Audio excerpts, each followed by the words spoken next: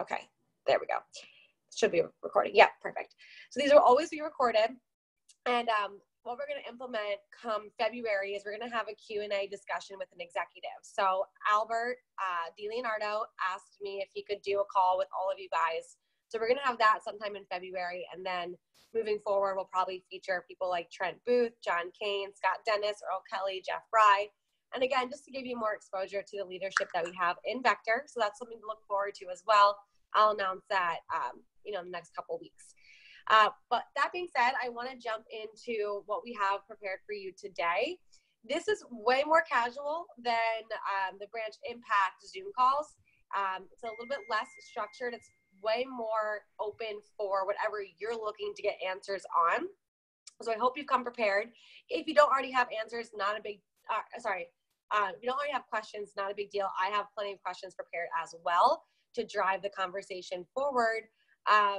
But one quick thing just to know here, I have prepped Eric and Miranda, and I've asked them a couple of things just to keep in mind.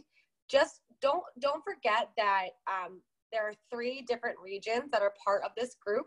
So you might be asking specific questions, and you'll hear Eric and Miranda give their answer, and they'll probably add onto their answer, ask your DVM what the best method for you to follow is, because every division's different, every region's different. So just be aware of that when you are asking certain questions. Other than that, the only other questions that I ask that you stray away from are questions revolving around specific finances. So we had a question in the group a very valid question, very great question, but it was, what is the average income per week for a branch manager? It's very difficult to answer that question because it does differ based on your own personal effort. And so that kind of specific question, I'm going to bat away just because, that's a more individual question that you can work with your DVM on if you have certain income goals. But other than that, I do want to turn it over to Eric and Miranda. So the way that we're going to do this is, since I don't have my laptop open, normally I would have people just type in the discussion, but what we'll do is we'll just have whoever wants to ask, just unmute yourself and say, hi, this is Shelby, and I will direct the question over to you. All right, so who wants to go first?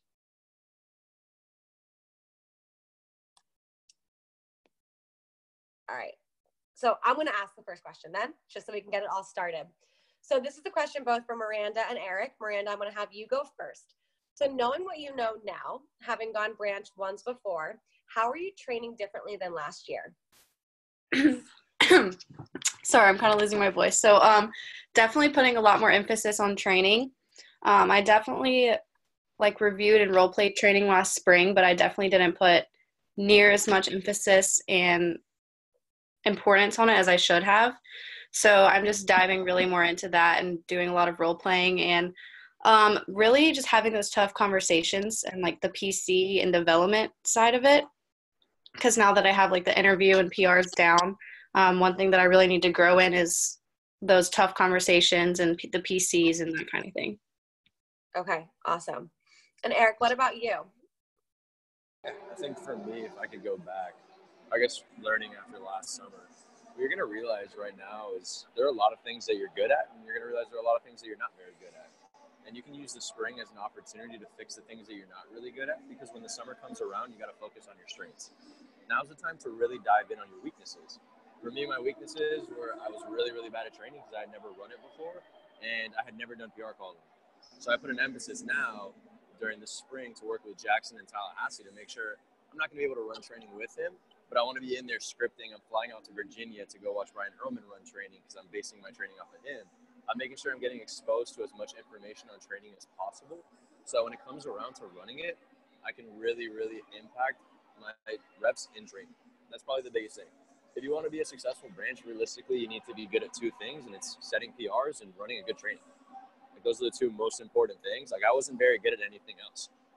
And it sounds funny now when I look back on it because Jeff uses me as an example of someone who's only good at 2 things. I was only good at recruiting and recruiting the right people and then just training them.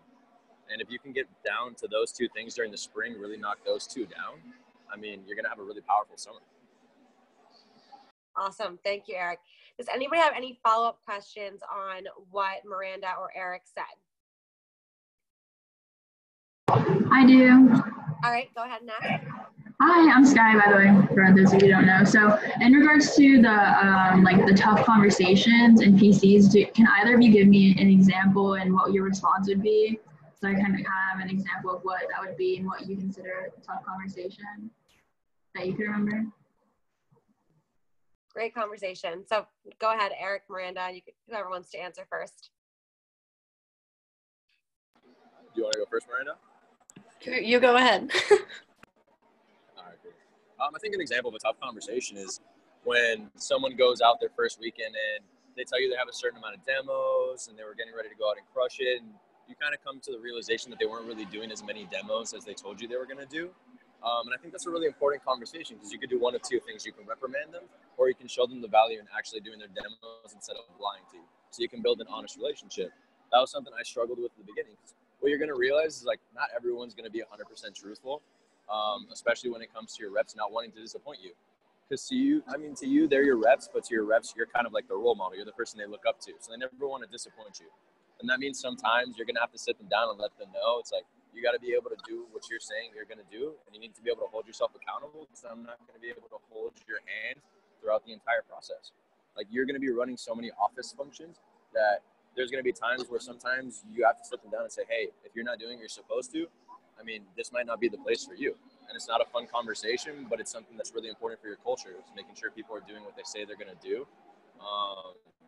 And if you want, I can walk you through an example. I definitely think Miranda will have something to add on to that, so I'll give her a chance before I do anything else.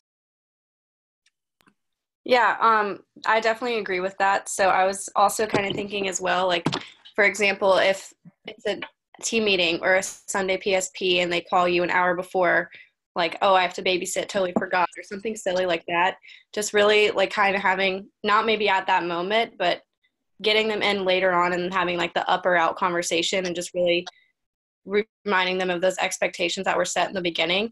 That was something I kind of struggled with, was having those, like, up or out conversations.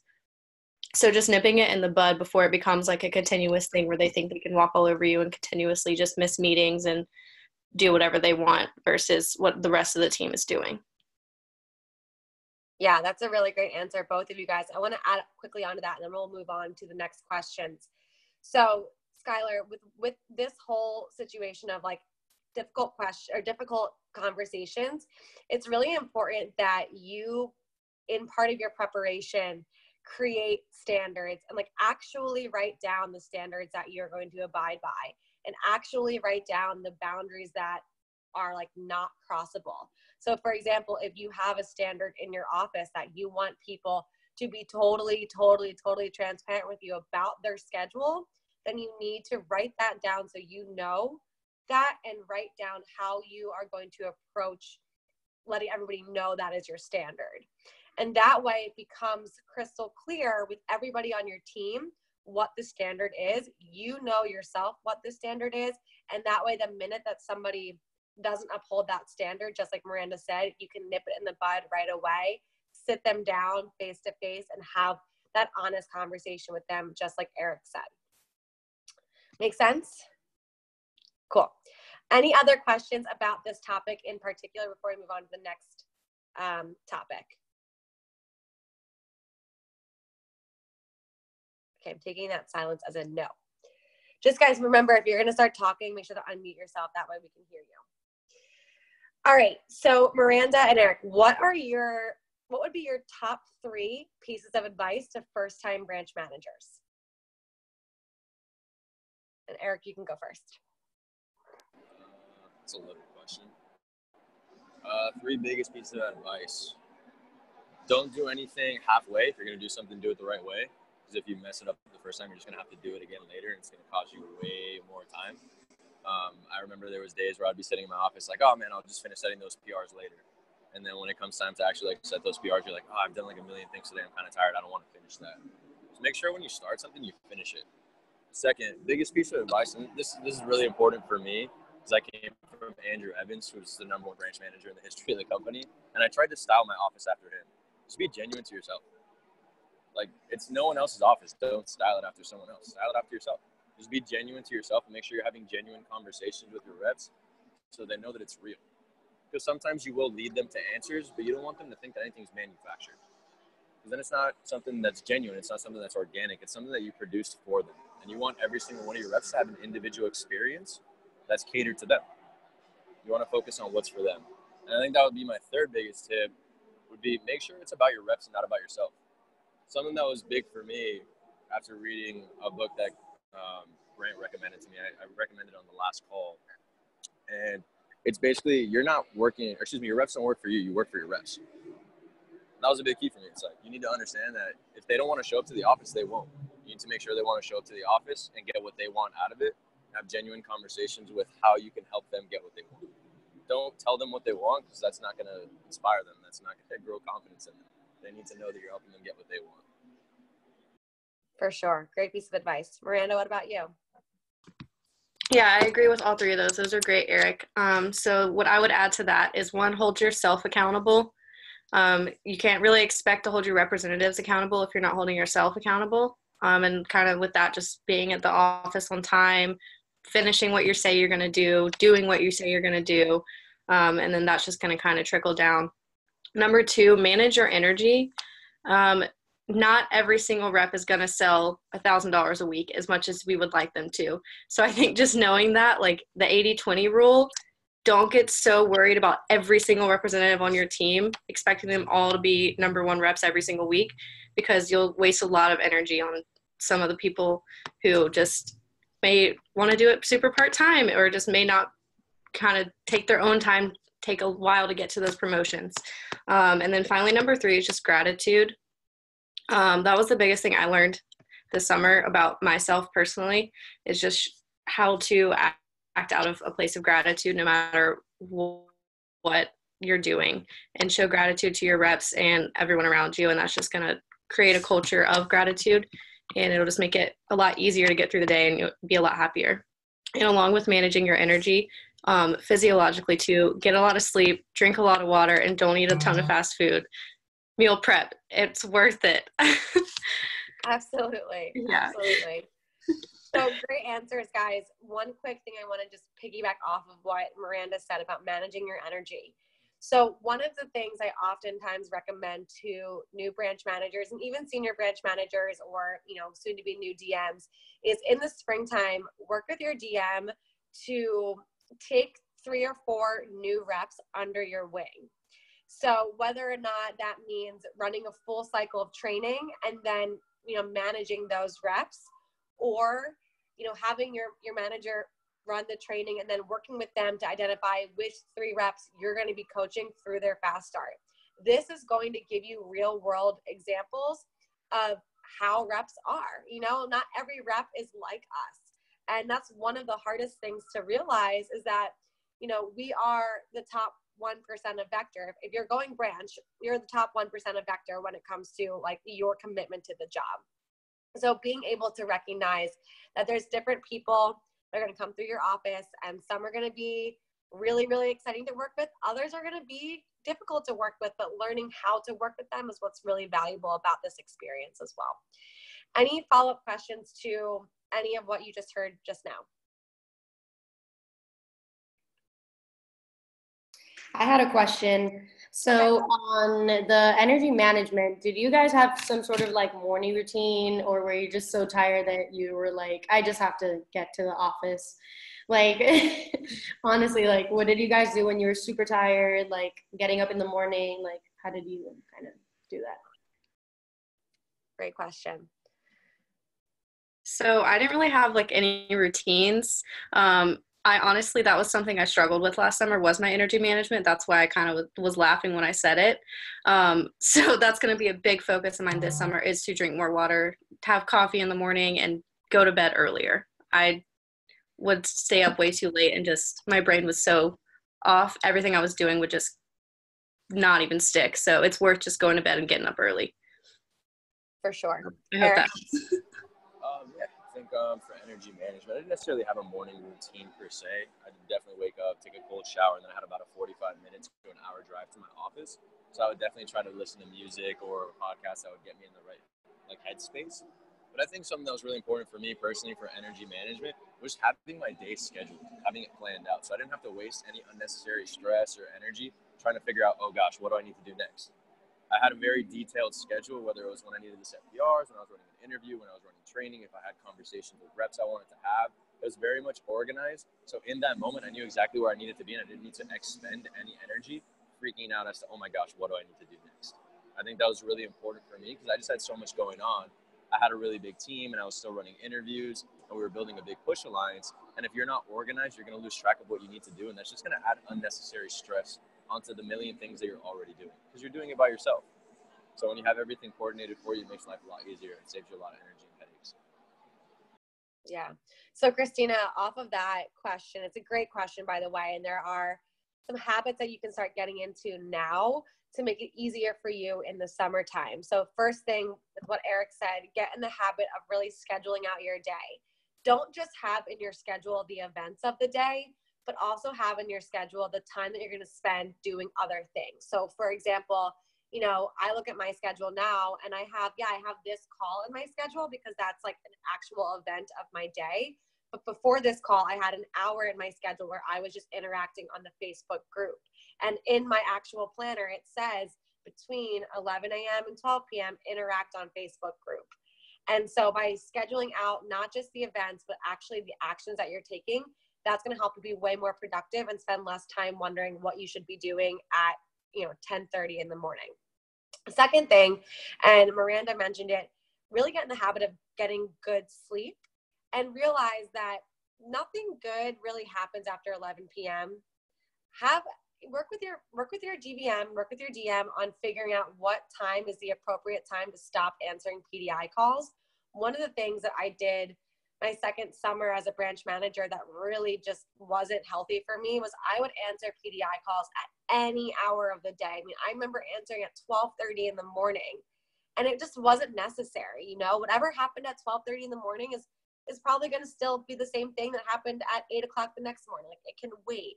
So make sure that you give yourself that space to turn off, turn your phone on silent and try to separate your cell phone like outside of your bedroom. So this is something that I struggle with a lot, and I'm sure many of you can probably agree, is the scrolling at 10:30, 10:45 at night when you really could be sleeping.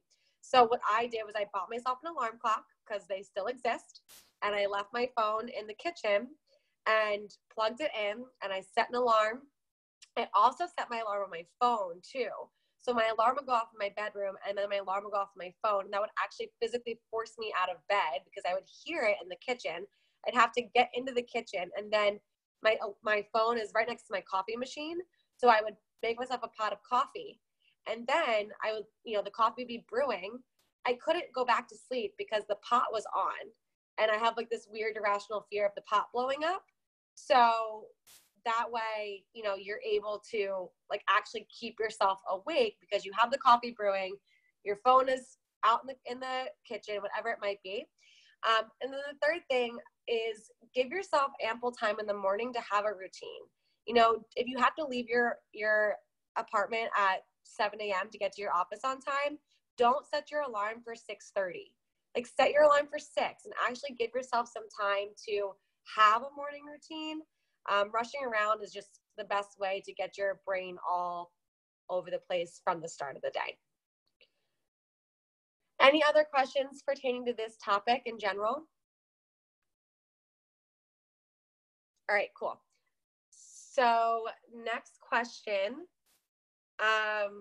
This is kind of on the same topic, but what were some things that you both did last spring, either personally or vector related, that you think helped you succeed at a high level this summer or this past summer?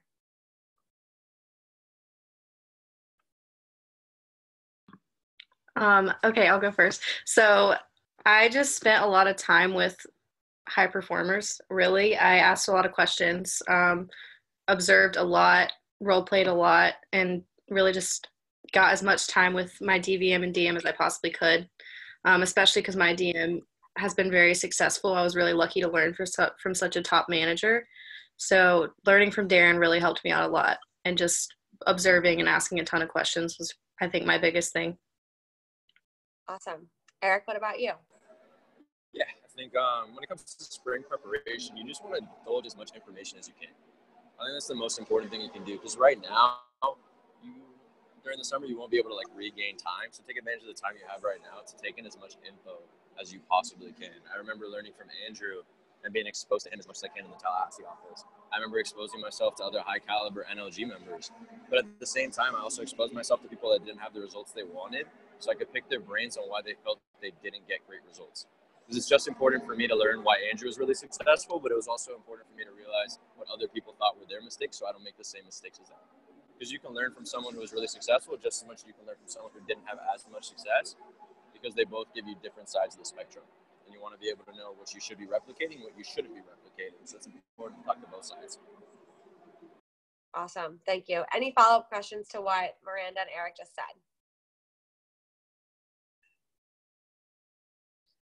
All right, cool.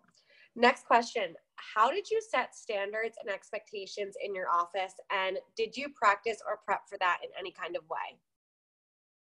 Yeah, I'll take that one first. I think this one is really, really, really important. Culture is everything to your business. Culture is everything to your office. Okay? And for me, I think the most important time to set that expectation is the first time you have a conversation with them. I do that in the group interview. I set my expectations firsthand. I will work with just about anybody, but if you're not going to come in and give me your full, if you're not going to be able to come in and do what you say you're going to do, I'd rather you just tell me in the post interview, and we probably won't get you set up for training, and that's okay. I can work with that. I can work with your honesty, and I appreciate it. And sometimes I'll sell them to come, and sometimes I'll think, I don't know if I really want them in my office. And then the next time is right in training, during your expectations talk. Guys, if you're not going to do what you say you're going to do, this is not going to work out. I had very clear expectations that I was building a championship organization, that I wasn't going to dig anything less than their best. I sat down with my potential staff members literally 2 days ago, and I said, if you're not going to give me 100%, tell me now. Because if you're not going to give me 100%, what are you doing here? And by the way, when I say this in training, I don't say 100% of their time. I say 100% of their energy when they're in my office. Because you can't expect college students to give you 100% of their time. And that's not fair, because they're home from school. They want to be with their families and friends. When they're in your office, when they're doing demos, I want their 100%. I want their absolute best if they're going to be part of my championship organization, if they're going to be part of my family. Great answer. Miranda? So this is something that I really struggled with, if I'm being 100% honest. So I'm glad Eric took the wheel on that one. But definitely just from the get-go, just setting expectations, and especially in training and first weekend, when it comes to calling in on demos and stuff, if they don't do it, nip it in the bud before it becomes a habit. So, yeah. So I love that you're super honest about not having done that this past summer.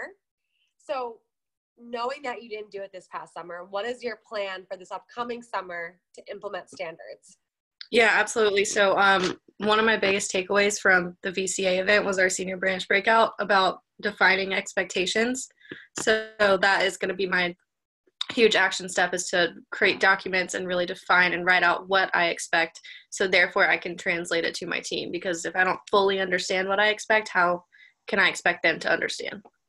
Yeah, I was going to actually mention that. So thank you for bringing that up, Miranda. So at the Eastern Region Year-End Banquet, they call it VCAs, we had a senior branch breakout. And during the breakout, we talked about the power of actually defining what it is you expect in your office. And I already mentioned this a little bit earlier in the call, but it's so incredibly important to clarify what it is you are expecting these people to do.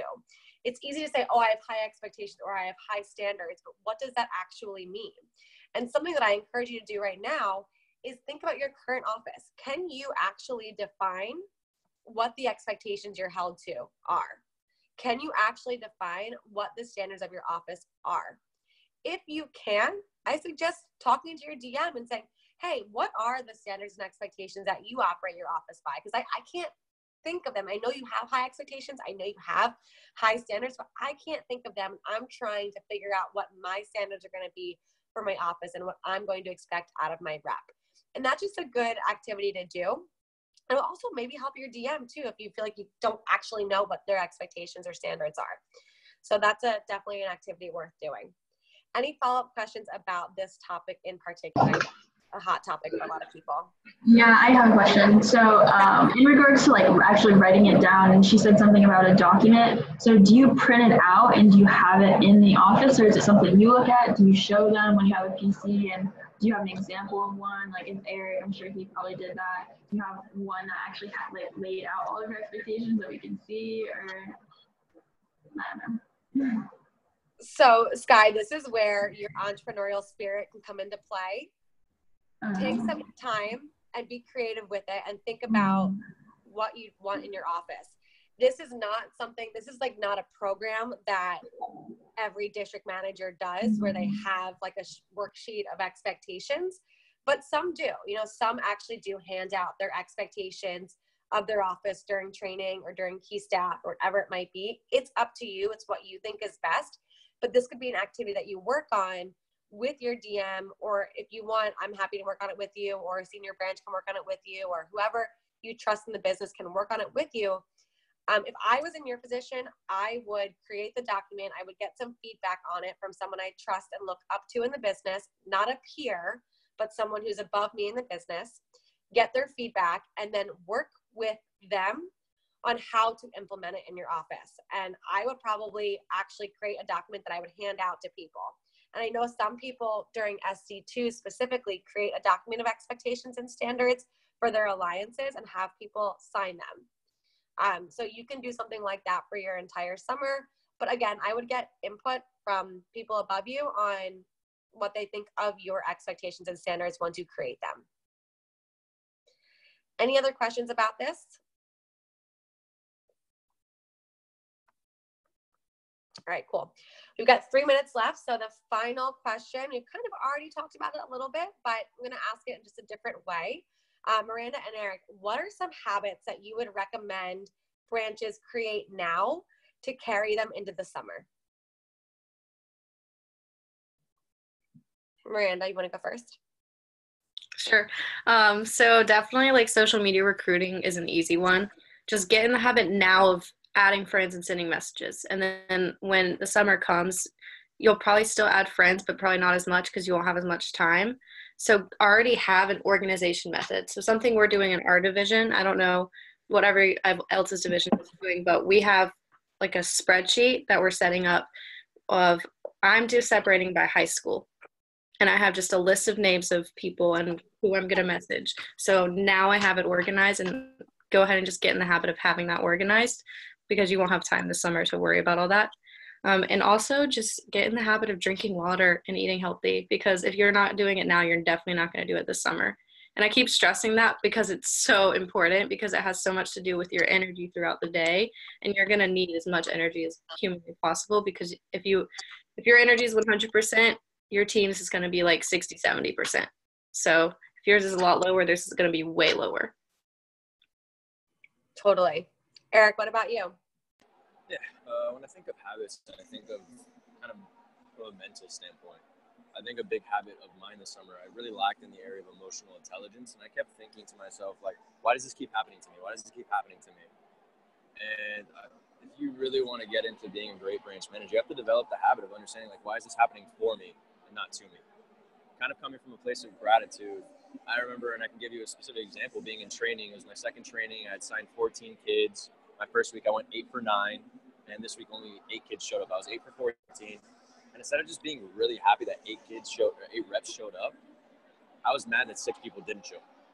And instead of getting that habit of showing gratitude and being like, man, these kids are here, they're ready to learn, they're ready to pump out some CPO, I was grumpy. I was pissed. And I didn't have a great training that week, and my PPR was like $400 or $500. And it was because I was in the wrong headspace, because I didn't develop the habit of understanding. It's like, just because those other 6 people didn't show up, why not pour into the 8 that are here? And that goes throughout the entire summer when it comes to SLDMs, when it comes to events. The people that are there, grow them. Show them that you are going to be there for them. And if they're there, that you're going to be there for them. I think that was an important habit for me to develop, leadership. And some people think it's a trait. It's a habit. Because you can choose when to be a leader. And I was really picky about when I wanted to be a leader, because I was stubborn and I thought things were happening to me instead of for me. I think another really big habit is getting in the habit of following your schedule. I was the kind of person who was like, my DVM gave me the schedule, this sucks, I want to do my own thing. And I realized that's not going to work. You have a program set in place that is proven success.